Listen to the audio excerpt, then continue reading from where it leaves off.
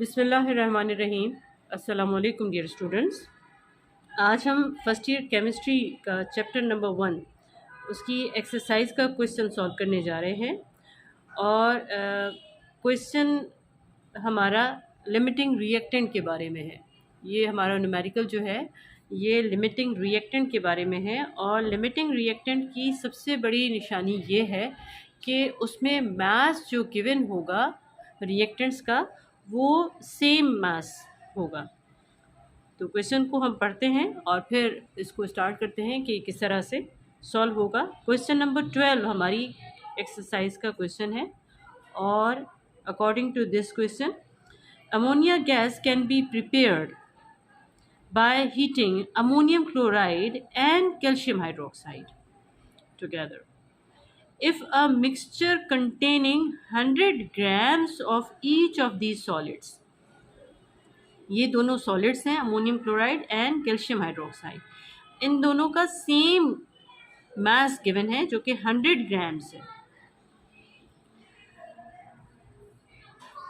और इन दोनों को रिएक्ट किया जा रहा है, हीट किया जा रहा है और उससे अमोनिया गैस प्रिपेयर होगी।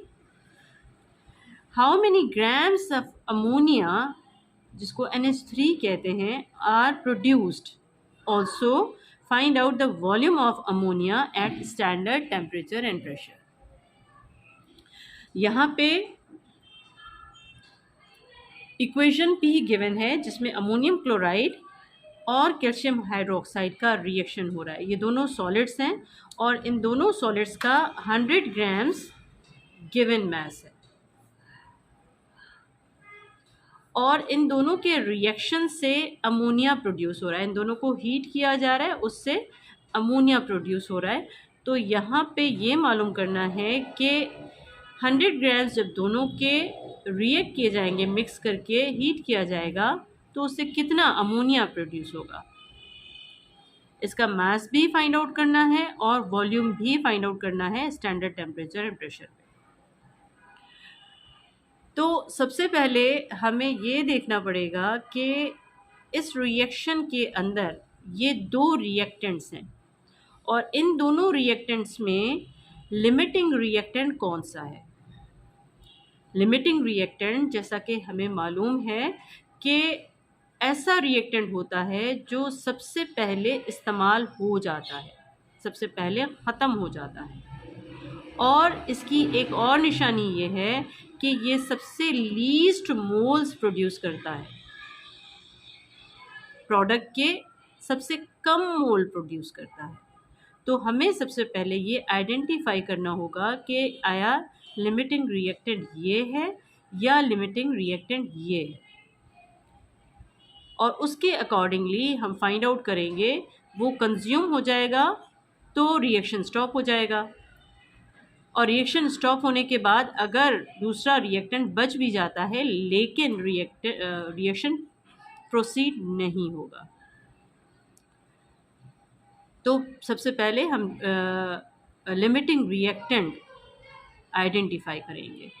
As we know, the limiting reactant is the reactant which consumes first and stop the reaction. वो कंज्यूम हो जाएगा, रिएक्शन को स्टॉप कर देगा। Also, it produces least moles of the product. ये सबसे कम मोल प्रोड्यूस करेगा। अब यहाँ पे हमें फाइंड आउट करना पड़ेगा कि इन दोनों में से लिमिटिंग रिएक्टेंट कौन सा है।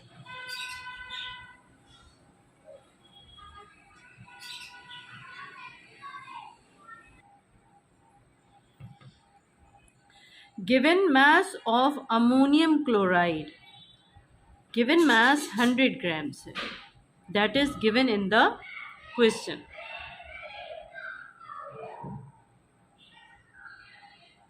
$100 grams of each of these solids. और इसी तरह से कैल्शियम हाइड्रोक्साइड का गिवन मास भी 100 ग्राम्स। तो सबसे पहले हम इसके इन दोनों के मोल्स फाइंड आउट करेंगे।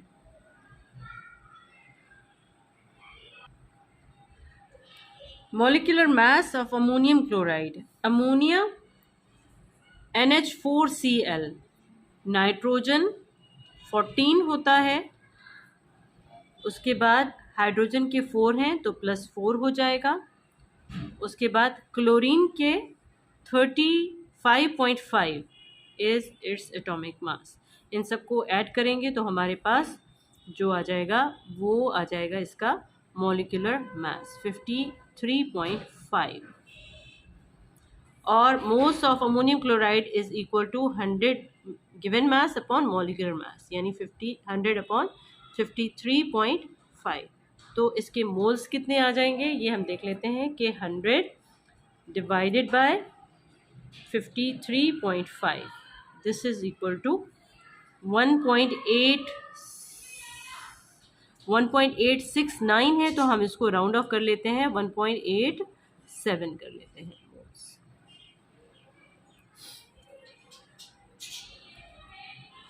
इसी तरह से given mass of calcium hydroxide is 100 grams and molecular mass of calcium hydroxide, अब यहाँ पे इसको भी कैलकुलेट कर लेते हैं कि 40 इज़ कैल्शियम और OH 16 + 1 17 मल्टीप्लाई बाय 2, तो ये होगा +17 multiply by 2, this will be equal to 74।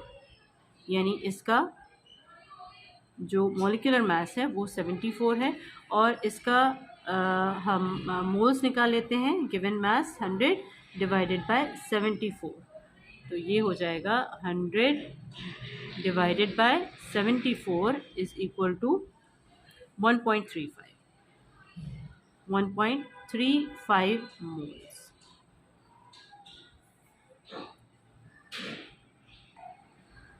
अब हमारे पास जो रिएक्टेंट्स हैं ammonium chloride and calcium hydroxide, according to their mass इनके मोल्स हमारे पास फाइंड आउट हो गए। अब हमारे पास इक्वेशन है ये कि 2 moles of ammonium chloride react with 1 mole of calcium hydroxide and produces 2 moles of ammonia, 1 mole of calcium chloride and 2 moles of water. And according to the question we have to find out ammonia, इसका mass find out करना है और volume find out करना है। तो अब सबसे पहले हम इसमें से लिमिटिंग रिएक्टेंट फाइंड आउट करेंगे कि कौन सा रिएक्टेंट अमोनिया के कम मोल प्रोड्यूस कर रहा है, क्योंकि लिमिटिंग रिएक्टेंट वो होता है कि जो कम मोल्स प्रोड्यूस करता है। तो हम चेक कर लेते हैं अकॉर्डिंग टू दिस इक्वेशन के इन दोनों रिएक्टेंट में से लिमिटिंग रिएक्टेंट कौन सा है जो सबसे पहले कंज्यूम होगा और अमोनिया के कम मोल्स प्रोड्यूस करेगा। सबसे पहले अमोनियम क्लोराइड को ले लेते हैं कि 2 moles of ammonium chloride produces 2 moles of ammonia. 2 moles of ammonium chloride produces 2 moles of ammonia.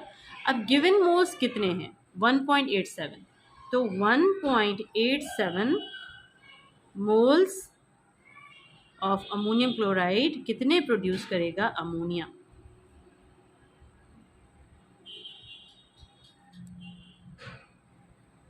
To multiply हो जाएगा 1.87 से एंड डिवाइड हो जाएगा 2 से, क्योंकि ये यहाँ पे 2 ही है।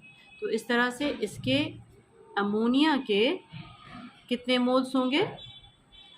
1.87 moles of ammonia will be produced if the limiting reactant is ammonium chloride.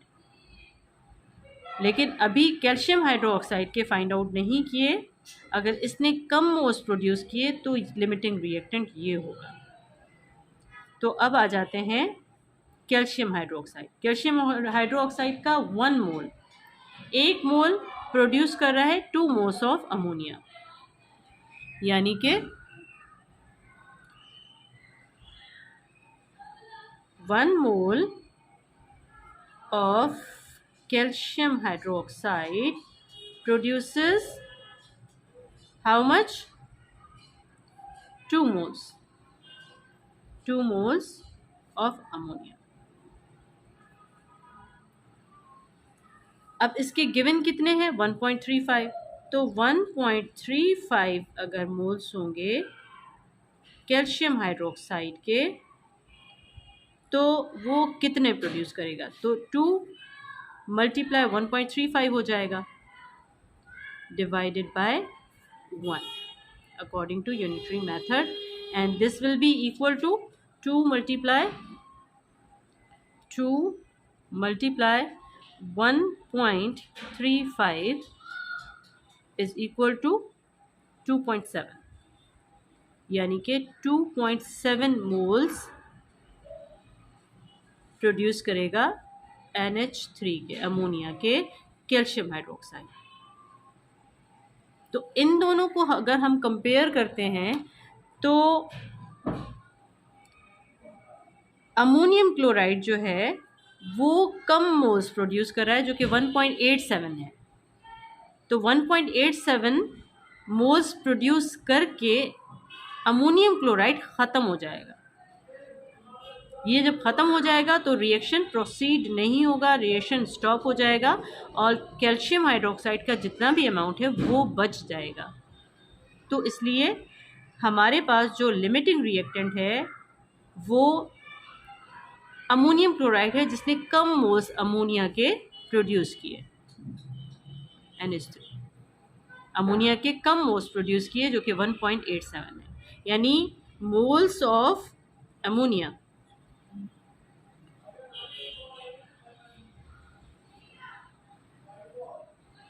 कितने प्रोड्यूस होंगे? According to limiting reactant these are 1.87 moles. 1.87 moles produce हुए अमोनिया के। अब हम इसका मास फाइंड आउट करेंगे, और मास किसके इक्वल होता है? Mass of ammonia is equal to mass is equal to moles multiply molecular mass. Mass अगर इसका फाइंड आउट करेंगे तो मोल्स के साथ उसका मॉलिक्यूलर मास मल्टीप्लाई हो जाएगा, तो हमारे पास मास, मोल्स इसके हैं 1.87 और मॉलिक्यूलर मास है अमोनिया में नाइट्रोजन यानी 14 और हाइड्रोजन के 3, 14, 15, 16, 17। तो इस तरह से mass of ammonia find out हो जाएगा, जो कि हम देखते हैं कि 1.87 multiply 17, this will be equal to 31.79 grams. इसका मास आ गया। अब इसका वॉल्यूम फाइंड आउट करते हैं, वॉल्यूम ऑफ अमोनिया गैस।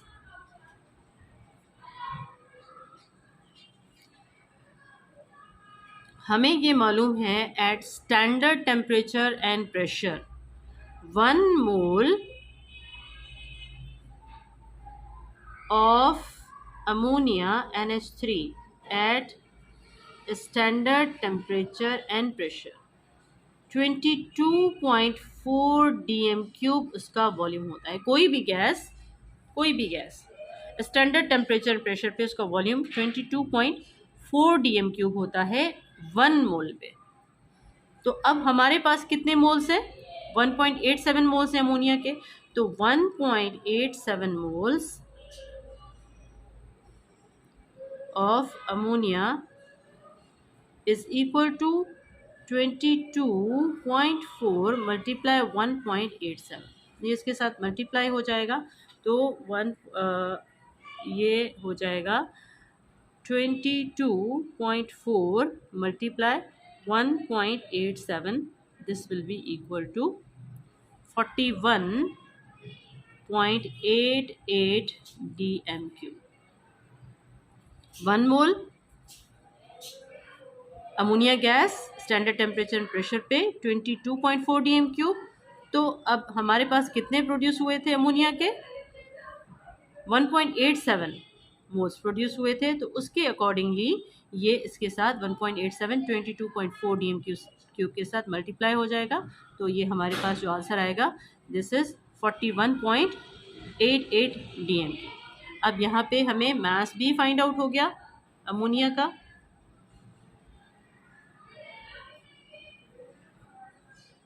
और हमें वॉल्यूम भी फाइंड आउट हो गया अमोनिया का। Volume of ammonia is equal to 41.88 D M cube.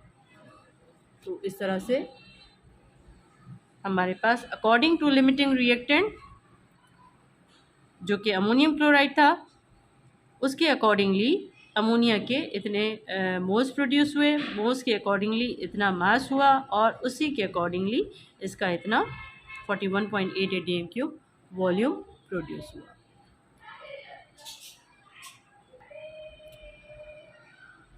अभी तक के लिए इतना ही। अगर कोई भी स्टेप या कोई भी क्वेश्चन आपको समझ में नहीं आया है तो आप कमेंट सेक्शन में क्वेश्चंस कर सकते हैं, और कोई भी स्टेप अगर किसी भी स्टेज पे तो उसका स्क्रीनशॉट भी शेयर कर सकते हैं। Thank you so much, thanks for watching. Allah.